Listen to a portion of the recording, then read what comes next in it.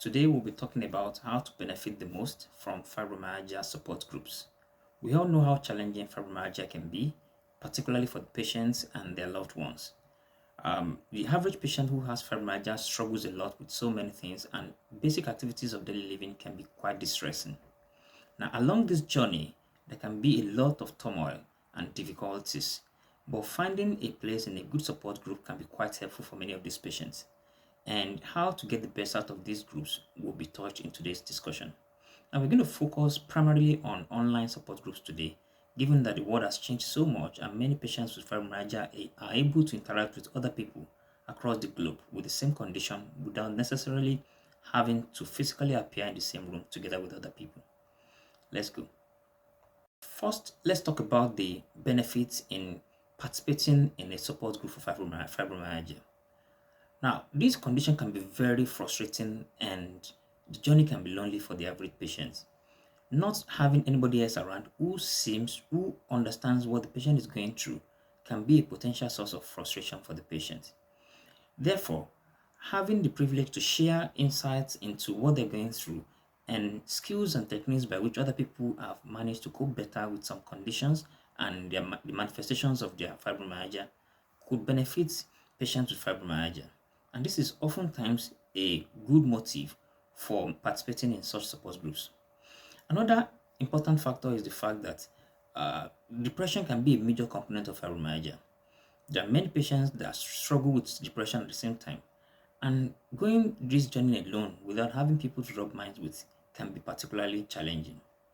We all know about how difficult it can be when a patient has gone round from one doctor to another and has tried so many measures and they have not found much benefit in the interventions adopted so far. Getting the chance to share their experience with other people can sometimes be eye-opening and have highly beneficial effects. In addition to this, participating in such groups can help to build motivation among patients and will help people to commit to interventions that they are pursuing in order to help themselves. This way, they stand a better chance of achieving better disease control. So, what are the problems that can face participation in a support group for fibromyalgia? This can be a lot, and they stem from participating in the wrong group to being targeted by various salespeople and sometimes the spread of misinformation on the internet. Therefore, the challenges can be from, let's start from the misinformation. We should remember that in the support group, there are many people present there, and many of them also have other conditions that are not just fibromyalgia. Sometimes when they are sharing experiences relating to other conditions they have, they may confuse these symptoms for the primary or core symptoms of fibromyalgia and share this as if this is one of those things the fibromyalgia will cause you at some point. This kind of thing can lead to anxiety in other patients with fibromyalgia. They will be worried that they will probably also have fibromyalgia. I'll give for example, it is well known that many patients with various rheumatic conditions such as rheumatoid arthritis, systemic lupus erythematosus, Sjogren's syndrome, and so on and so forth can have fibromyalgia as a component of their disease. In this case, it is not going to be strictly the manifestations of fibromyalgia the patient has, but at other times they will have core symptoms of the primary disease as well. An example is joint swelling and profound early morning stiffness in rheumatoid arthritis. In fact, sometimes when patients talk about inflammation in the context of fibromyalgia, it is oftentimes related to something else they have on the background that is absolutely not fibromyalgia itself. Because fibromyalgia is not an inflammatory condition and should not cause inflammation and should not lead to raised inflammatory markers in the blood. Another problem with participating in support groups for fibromyalgia, particularly online, is the confusion that could come from various information of difficult to trust sources. It is well known that information regarding healthcare obtained from the internet can only be reputable if obtained from reputable sources.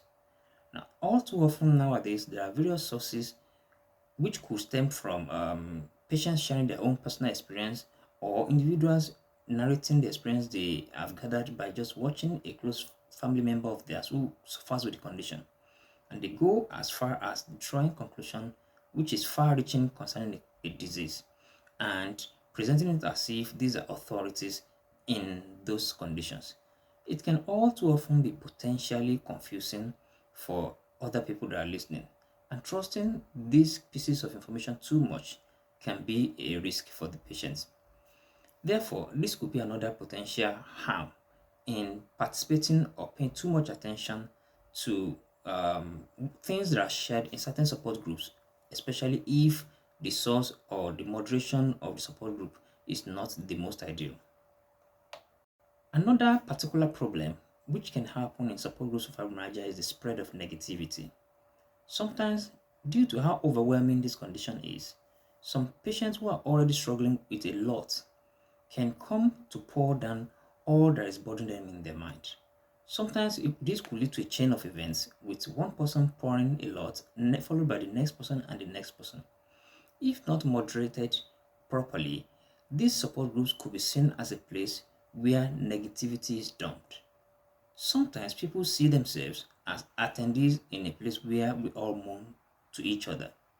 Now, this is not the goal of these support groups. They are actually supposed to help to support individuals. However, without proper moderation, there is always the risk that things can spiral downhill and go towards the wrong and unintended direction. Therefore, it will be essential to ensure that the individual patient attends the most appropriate and the most suitable, best curated support groups for themselves. So, how do we benefit properly from attending a support group for fibromyalgia? Number one, choose the right group to attend. If you attend a support group that is floated online by a company that's manufacturing a product, take for instance a complementary treatment. Now, there is in all likelihood going to be effort to promote that product, whether it is backed by evidence or not. This can be potentially confusing and risky if it happens that the product that is being promoted is not of benefit to patients. It may also be reasonable to be careful when attending unmoderated groups. Whereas the support group should be seen as a safe haven where patients should get the chance to share their mind and their experiences and come together and learn from each other and offer support for each other. However, sometimes if the group is not moderated in any way at all, it can go away and derail significantly from its intended focus and goal, and it might end up not achieving the primary purpose of support for which the group is established.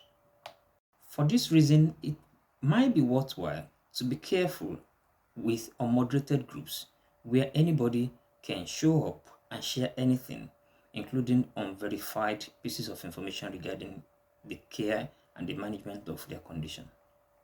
Another pointer is this: do not believe every new and startling piece of information you hear regarding your condition. If it sounds too good to be true, run it past your doctor. If you're hearing it for the very first time, despite having had this condition for 20 or so years, and you've been through so many processes and you have worked with doctors over time, and this is standing brand new, like potentially revolutionary, run it past your doctor, hear their insight about it, their perspective, learn about the pros and cons of whatever you are hearing for the very first time before you try new interventions. Be careful when some people are advocating the use of treatment modalities that are not supported by evidence. This may very well be the primary purpose of such support groups. Sometimes, the group established by a company that is producing something which they want to market would also have so many multi-level marketers within the same group who could target individual attendees privately with chats and try to exploit the vulnerability of these patients. It is important for the patient with fibromyalgia to recognize this danger when attending online forum. Next, I cannot emphasize this enough. Remember to use the support group as an avenue to help you keep going and provide you with support and motivation, not to reinforce your own frustration about your condition. Very many patients with fibromyalgia are struggling with a lot, physically and psychologically. And if we pay too much mind to the potential negatives in other people's stories to reinforce our own negative perception about our condition, we will lose entirely the sense of agency that could be very helpful in managing our condition and coping better. Therefore, it will be essential to pay mind to what we need to do, to recognize the negativity about the trend of things, and avoid those aspects as soon as one can. Where there is a problem and the individual is struggling to discern which is which among the potentially confusing pieces of information, the patient should not hesitate to run them past their doctor to be able to dissect these ideas and issues and suggestions that come up every now and then. And be careful not to go home every single time with the negatives in the stories of other people. This can be potentially risky. Lastly, and this by no means is the least, remember to share the positives in your own story to help somebody else. Remember, a support group is for you to support others when they are supporting you as well.